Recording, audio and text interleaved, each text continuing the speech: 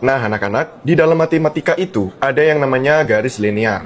Nah, garis linear ini sangat berguna untuk menambahkan garis-garis lainnya, yaitu adalah nomor, mineral, dan nomor semuanya yang Anda ketahui.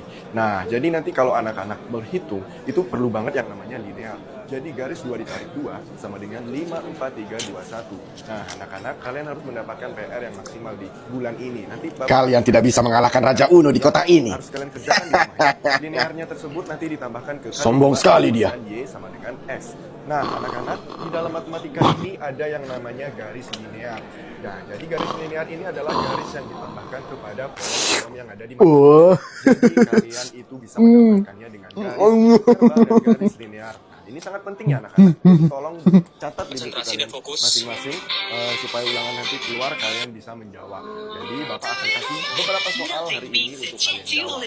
Yang pertama itu ada tentang linear ditambah X tambah Y tambah. Nah, itu semua tadi tentang pelajaran linear matematika ya anak-anak. Sampai sini paham? Hei, kau curang, Jack. Kau melihat kartuku. Curang dasmu. Sumpal mulutmu. Adik kakak ini malah berantem. Uno. Yes.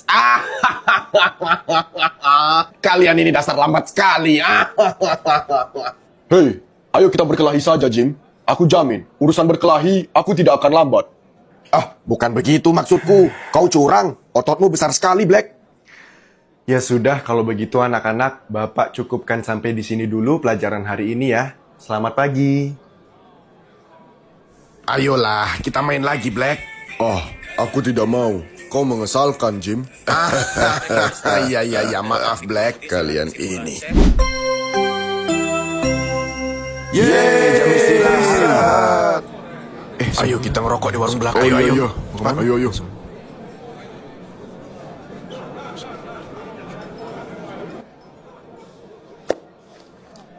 Hei, Aldo, aku akan ke markas. Kau mau ikut?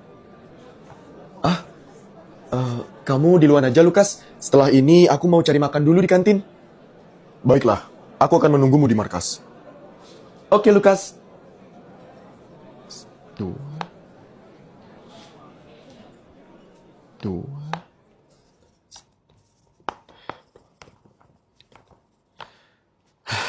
Kira selesai juga.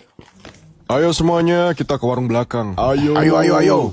Hei, Dadang, kau tidak ikut? Ogah aing mah, di sini wae. Ayo Jim, kita tinggal saja dia. Hei, tunggu, aku dasar. ikut.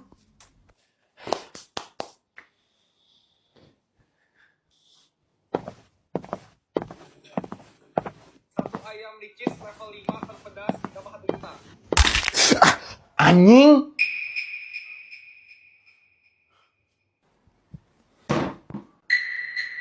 Siapa ku naon injak-injak kaki aing? Bade milarian masalah jeung aing nya. Maaf ya, aku nggak sengaja. Soalnya tadi kaki kamu yang keluar meja. Gelos ya, malah nyalahin kaki aing. Goblok pisan. Ayeuna mah sia kudu ganti sepatu aing goblok. Maaf, aku nggak punya uang. Sabodo teuing pokona mah. Sia kudu ganti. Goblok pisan. Pokoknya sia ganti sepatu anyar. Goblok. Ganti sepatu baru.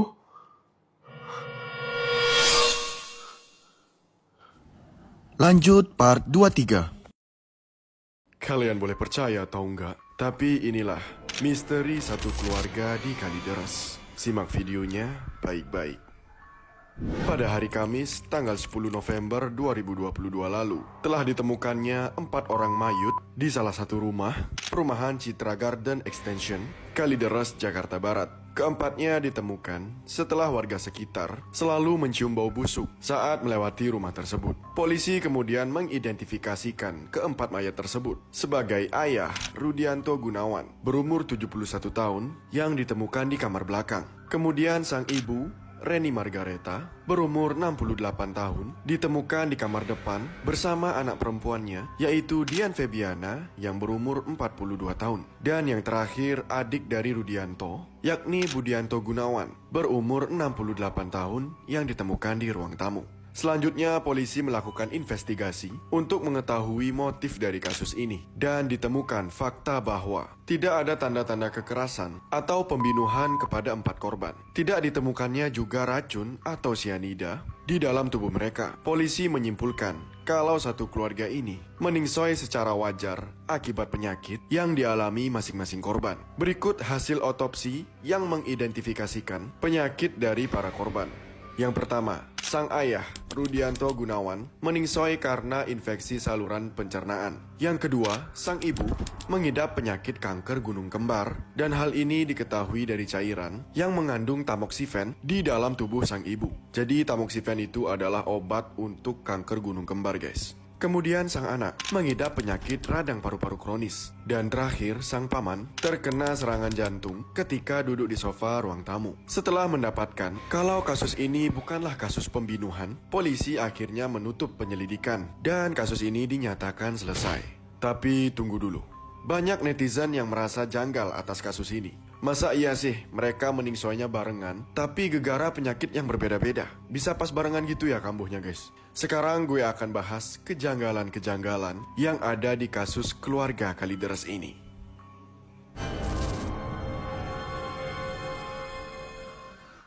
Kejanggalan pertama.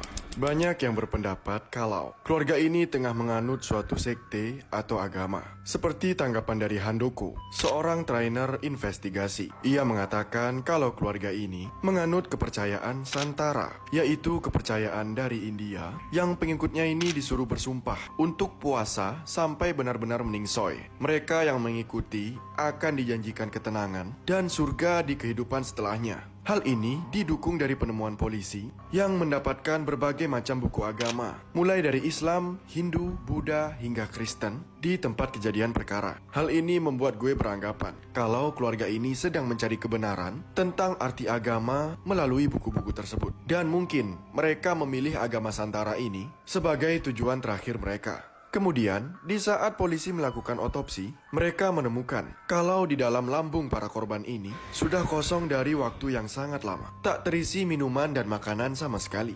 Hal ini diketahui dari otot-otot lambung yang mengecil. Kejanggalan kedua. Para korban tidak meningsoi di waktu yang sama. Diketahui sang ibu, yaitu Reni, telah meningsoi duluan pada bulan Mei 2022. Namun disembunyikan oleh pihak keluarga.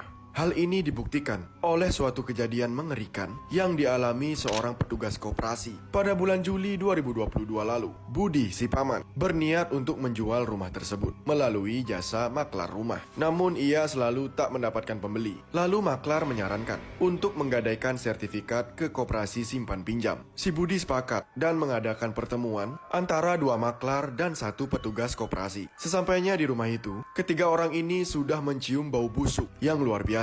Lalu petugas koperasi menanyakan keberadaan Ibu Reni. Namun Dian sang anak beralasan kalau ibunya sedang sakit. Petugas memaksa karena ini adalah rumah Ibu Reni. Petugas ingin mewawancarai Ibu Reni langsung. Karena terdesak, Dian pun langsung mengajak ketiganya masuk ke dalam kamar Ibu Reni. Ketika masuk, kamarnya sangat gelap dan berbau busuk. Dian beralasan kalau ibunya sensitif terhadap cahaya. Tapi tanpa sepengetahuan Dian, petugas menghidupkan flash HP dan terkejut ketika melihat Ibu Reni sudah menjadi mayut. Si petugas koperasi ini sampai teriak, "Allahu Akbar!" saking kagetnya. Kemudian mereka bertiga bergegas pulang karena ketakutan. Namun Budi mengejar dan memohon kepada mereka supaya mereka tak melapor ke polisi dan warga.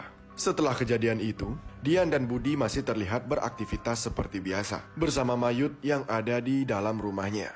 Oke guys, jadi karena terlalu panjang video yang tadi, aku lanjut ke part 2. Bagaimana menurut kalian?